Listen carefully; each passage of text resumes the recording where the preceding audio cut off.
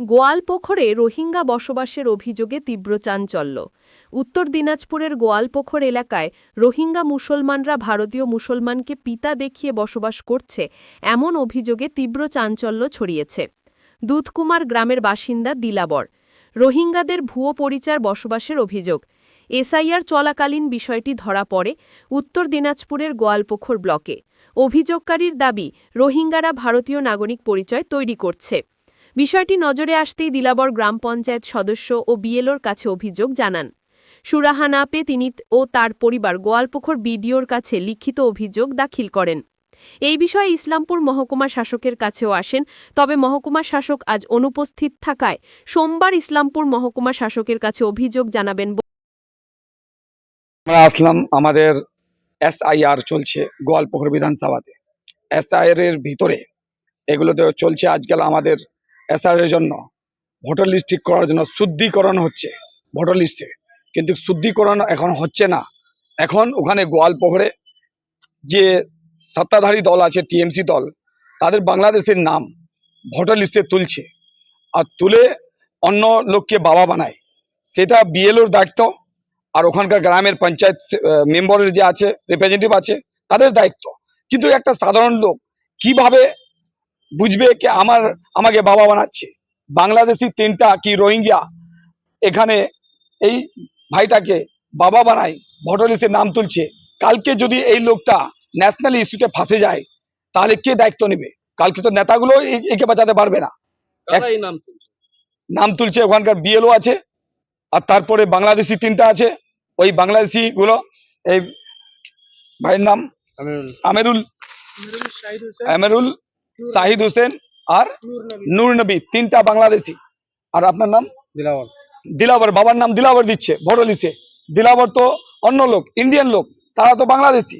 দিলাবরের নামটা ভোটার লিস্টে বাবার নাম দিয়ে ওরা ওখানে ভোটার লিস্টে এসআইআর এর মাধ্যমে ওরা ভোটার লিস্টে নাম তুলছে।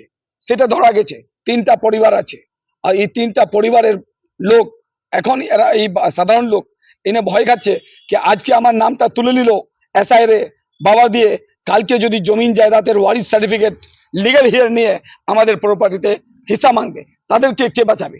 কেউ বাঁচাতে পারবে না, লিগ্যাল হয়ে যাবে। তার জন্য আমরা এটা অভিযোগ জানাতে আসছিলাম এসডিও অফিসে। এসডিও ম্যাডাম নাই, আমরা অফিসে দেখা করলাম। ওই দাদা বললো মানডে সোমবারের দিন এসডিওর সঙ্গে দেখা হবে। কিন্তু আমরা ভিডিও রিসিভিং নিলাম।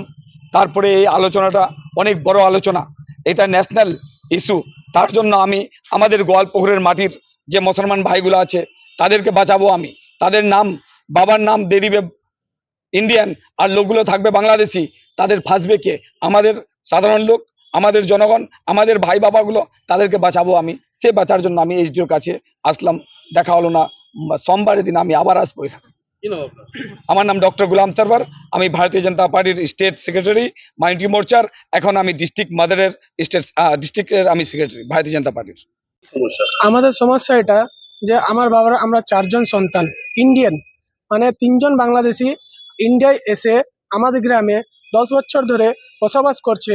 আমার বাবাকে পিতা বানিয়ে রয়েছে, সেটা এতদিন ধরে আমরা জানি না। এখন আমরা এসআইআর মাধ্যমে এদেরকে ধরা পড়েছে। তারপরে আমরা মেম্বারের কাছে গিয়েছি। মেম্বার বলেছে এটা আমার দ্বারাই হবে না, তোমরা বিএলওকে কমপ্লেন জানাও। বিএলওকে আমরা অবজেকশন দিয়েছি। এরা তিন ভাই রয়েছে, এরা তিন ভাই যে বাংলাদেশি, তাদের তুমি ভোটার লিস্টে নাম চড়াও না, কিন্তু এরা আমার বাবাকে পিতা বানিয়েছে। তার জন্য আমরা ওতে অবজেকশন জানাইছি। ও বলছে আমার অফিস থেকে অর্ডার আসছে, আমাকে সবার কাগজ জমা নিতে হবে, সবার ফর্ম জমা নিতে হবে।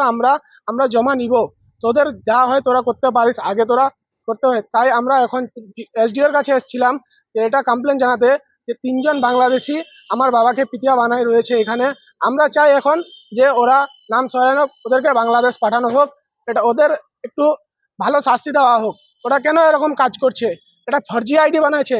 এটা এখন যদি এগুলো না করি আমরা, তার বিপদে আমরা পড়বো পরে। আপনারা কি বিএলওর বিরুদ্ধে কমপ্লেন জানালেন? বিহলের বিরুদ্ধে জানালাম, আমরা ওদের বিরুদ্ধে জানালাম। ওরা এগুলো কাজ কেন করেছে? বিএলওর কি নাম? বিহলের নাম তাহিরা খাতুন। আর বাকি তিনজনের? বাকি তিনজনের নাম আমেরুল, শাহিদ হোসেন, নূর নবী। আচ্ছা, এই তিনজন বাংলাদেশি? এই তিনজন বাংলাদেশি। কি নাম আপনার? আমার নাম মোহাম্মদ আরিফ। এনার সাগর মামা আগে রাত্রে ফোন করলো, বলছে যে এরকম এরকম ব্যাপার আছে। আজকে আমরা আসছিলাম এসডিও ম্যাডামের কাছে, নতুন এসডিও সাহেব আসছে। আজকে তো স্যাটারডে সানডে এসডিও সাহেব বন্ধ।